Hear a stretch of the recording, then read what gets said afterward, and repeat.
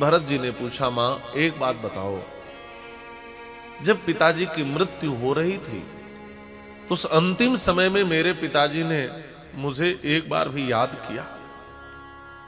मां बस एक अंतिम बात बताओ। पश्चिमम साधु संदेशाम श्रोत्रमिच्छामि महात्मनः।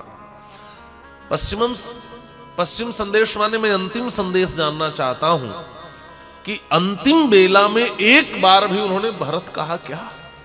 एक बार भी मुझे पुकारा था क्या? महारानी कैकेयी कहती हैं, नहीं रे, रामेति राजा बिल्पन हासी ते लक्ष्मणेति च स महात्मा परम लोकम गतो मतिमतांबरः इतिमाम पश्चिमाम वाचम व्याजहार पिता तव। अंतिम समय में उनके मुख पर तुम्हारा नाम नहीं था, वो हा सीते, हा लक्ष्मण और हा राम कर रहे थे।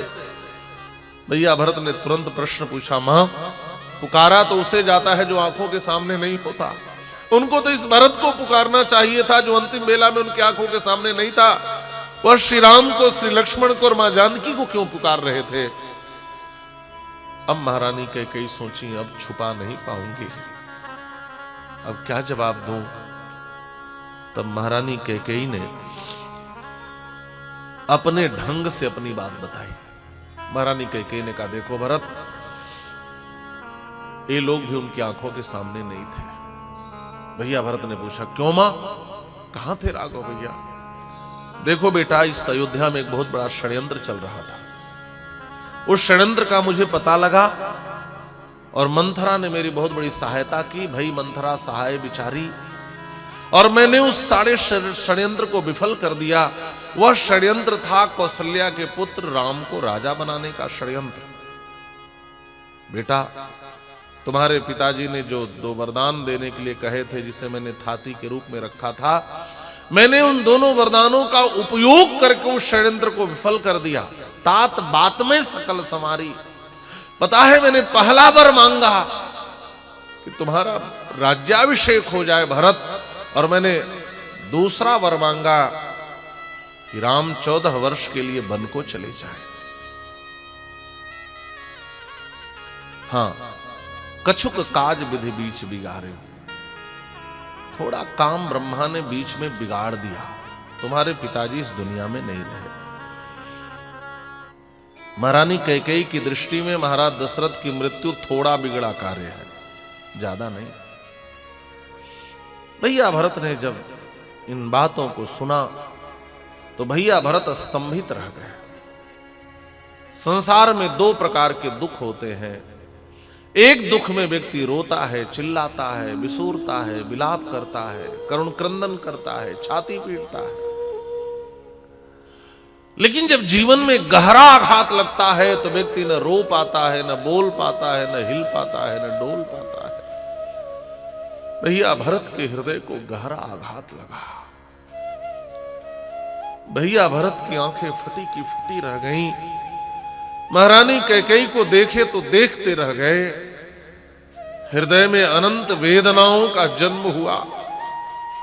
अरे, इसने क्या कर डाला?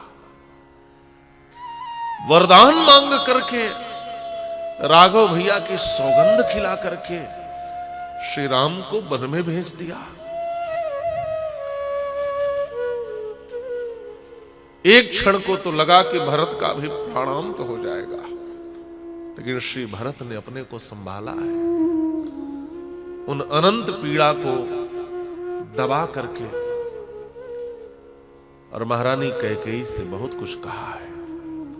महारानी कैकेयी से भैया भरत ने कहा, अरे कैकेयी, अरे दुष्टे, अरे पाप मते, मैं तो समझता था मेरे पिता की मौत स्वाभाविक है, लेकिन तुमने स्पष्ट कर दिया कि मेरे पिता की मौत नहीं हुई है, अभी तो मेरे पिता को मारा गया है। विनाशितों में महाराजा, पिता में धर्मवत्सला। यह आरोप ही नहीं है। भैया भरत ने स्पष्ट कहा कि तुमने मारा है मेरे पिता को, तुमने उनको मृत्यु दी है, तू हत्यारिणी है कैकेयी, तुमने मेरे पिता को मार डाला है। धर्म के रस्सी में उनके गले को कसकर मारा गया, तुमने उनको फांसी दिया है। पिता में धर्मवत्सला। धर्मवत्सल किसे कहते हैं? एक गाय अपने बछड़े को कितना प्रेम करती है। जब जन्म देती है ना किसी बछड़े को, तो उसके पेट की पूरी गंदगी उस बछड़े में लिपटी रहती है, लेकिन इतना स्नेह अपने जीभ से चाट करके उसे स्वच्छ कर देती है। एक गाय अपने बछड़े से जितना प्रेम करती है, मेरे पिताजी धर्म से उतना ही प्रेम करते थे। और तुमने श्री राम की सौगंध खिला करके उनको धर्म की रस्सी में उनके गले को कस करके और फिर उनसे राम का वनवास मांग करके उनको मारा है। तुमने मेरे पिता की हत्या की है। विनाशितों में महाराज पिता में धर्म वत्सला। अरे कैकेयी, क्या अपने पुत्र से प्रेम करना अपराध है?